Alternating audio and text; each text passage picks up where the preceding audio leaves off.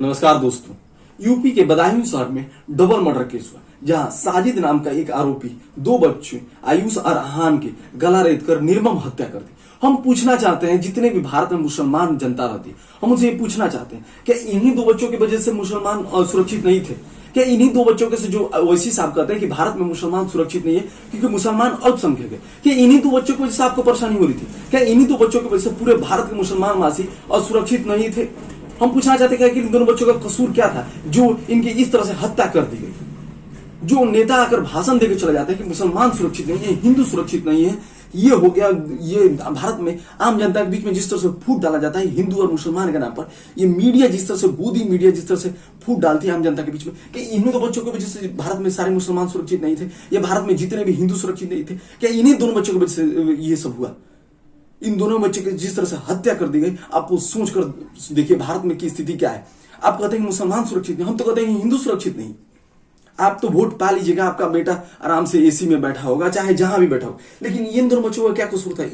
इसके माता पर क्या गुजरा होगा, इसके पिताजी पर क्या गुजरा होगा? सोचिए, 200 सालों तक अंग्रेजों ने भारत को लूटा। अब इन नेताओं की बारी है कि नेताओं ने कहा कि हम तो कसम खा लिए कि भारत के जनता को लूटेंगे, और इन दोनों के बीच में ऐसा मुठभेड़, मतलब ऐसा आपसी लड़ाई के लड़ा देंगे कि जिंदगी भर लड़ते रहे ये लोग। इन लोगों का कभी धर्म के नाम पर लड़ाई नहीं खत्म होगा। पाकिस्तान एक ऐसा देश जिसने अपना धर्म चुना कि पाकिस्तान का इस्लाम धर्म होगा, और वो आज बर्बाद हो गया। वहां रोटी जितना महंगा मिल रहा है उतना तो सस्ता वहां पर बंदूक की गोली मिल रही है। पाकिस्तान पूरी तरह से बर्बाद हो गया, जबकि उसने एक धर्म चुना था कि इस्लाम ही होगा हमारा देश का धर्म, और भारत भी उसी रास्ते पे जा रहा है। तो आज की हम वीडियो में बात करने वाले हैं कि ये यूपी के बदायूं शहर में कैसे डबल मर्डर केस हुआ। आयुष और अहान के ठीक घर के सामने इन दोनों, साजिद और जावेद का दुकान था। वो दोनों नाई का काम किया करते थे, साजिद और जावेद। जब 19 मार्च को शाम 7:45 में ये खबर आती है कि इन दोनों के बच्चों की हत्या कर दी गई है। बताया जा रहा है रिपोर्ट्स के अनुसार साजिद जब इन दोनों बच्चों के घर जाते हैं और वहां पर उनकी माता संगीता जी थी, उनसे ये कहता है, साजिद कहता है कि मेरी पत्नी प्रेग्नेंट है, जिसके बाद से मुझे 5,000 रुपया चाहिए अर्जेंट, क्योंकि मेरी पत्नी का डिलीवरी रात को 11 बजे है। जिसके बाद से संगीता जी 5,000 रुपया देने के लिए जैसे ही रूम में जाती है, ये कहता है कि मेरा यहाँ पर दम घुट रहा है। बाहर इसका भाई जावेद इंतजार कर रहा था। ये एक बच्चे को लेकर ऊपर छत पे चला जाता है, जबकि दूसरे बच्चों से कहता है कि पानी लेकर आओ थोड़ा छत पर। जब ये दोनों बच्चे छत पर पहुंचते हैं तो उन दोनों की गला रेत कर हत्या कर देता है। और जैसे ही ये सीढ़ी से उतरता है, इसकी माता जी जैसे ही रूम से पैसे लेकर बाहर आती है, ये कहता है कि मेरा तो काम हो गया। और उसके बाद से ये साजिद इतना खतरनाक आदमी है कि इसने जो एक और इनका लड़का है पीयूष, उस पर भी इसने हमला किया था, लेकिन वो बच गया, और इनकी माता पर भी हमला किया। लेकिन दोनों जोर जोर से चिल्ला के जहां भीड़ इकट्ठा हो गई, जिसके बाद से साजिद तो पकड़ा गया, लेकिन जावेद फरार हो गया।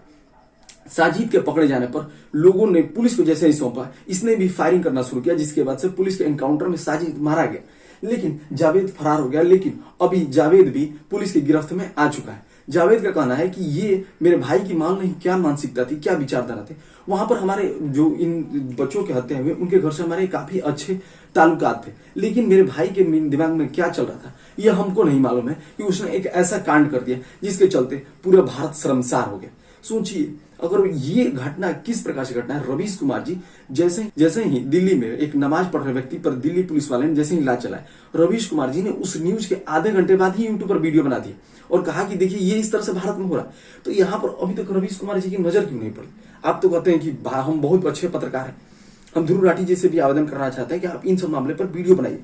आप तो कहते हैं कि डिक्टेटरशिप चल रहा है, ठीक है, वो मोदी जी की गलती है, लेकिन यहाँ पर इन दोनों के बच्चे को क्या गलती है कि इन दोनों बच्चों की इस तरह से हत्या कर दी गई, जिससे पूरे भारत के मुसलमानों को शर्मसार हो जाना चाहिए। जहां एक तरफ आपका पवित्र महीना चल रहा है, जहां मुसलमानों को ये लगता है कि ये उनका सबसे पवित्र महीना है और वो अपने भगवान को सर्वोच्च मानते हैं, लेकिन आप ये देखिए किस तरह से घटना कर रहे हैं आप ही के धर्म के लोग। अगर आपसे कोई ये कहता है कि हिंदू खतरे में, मुसलमान खतरे में, कोई भी नेता, कोई भी आम व्यक्ति का ये खतरे में कहां है? ये मीडिया और नेता ये दोनों मिलकर आम आदमी को लड़ाना चाहते हैं। आखिर भारत की जनता के दिमाग में क्या हो गया है कि इन सब बातों को समझ नहीं पा रही है। अंग्रेज कैसे लूटे हमें? अंग्रेजों ने हमें लूटा लालच देकर। ये सब भी उसी तरह से कर रहे हैं कि आपस में लोगों को धर्म के नाम पर बांट रहे हैं कि ये भैया हिंदू है, इसके शरीर में तुम मत सटना, और ये मुसलमान है, ये इससे तो दूर ही रहना भैया। इस तरह की विचारधारा इन नेताओं ने भारत की जनता के दिमाग में क्रिएट कर दिया है। हम भारत की जनता वासियों से ये निवेदन करना चाहते हैं कि आप इन सब के तरीके से आप इन नेताओं के जाल में ना फंसिए। हिंदू मुसलमान सब एक है। भारत एक सेकुलर कंट्री है। भारत में किसी का कोई धर्म जात नहीं है। भारत सारे देशवासियों को धर्म का इज्जत करता है और भारत ने कभी ये नहीं कहा कि हमारा जो धर्म है वो हिंदू है, मुसलमान, जबकि पाकिस्तान ये कहता है कि मेरा देश का धर्म इस्लाम है। इसीलिए आज पाकिस्तान पर बात हुई। लेकिन भारत उसी रास्ते पे ना ले जाइए, हम ये आम जनता से निवेदन करना चाहते हैं। तो मिलते हैं नेक्स्ट वीडियो में, तब तक के लिए जय हिंद।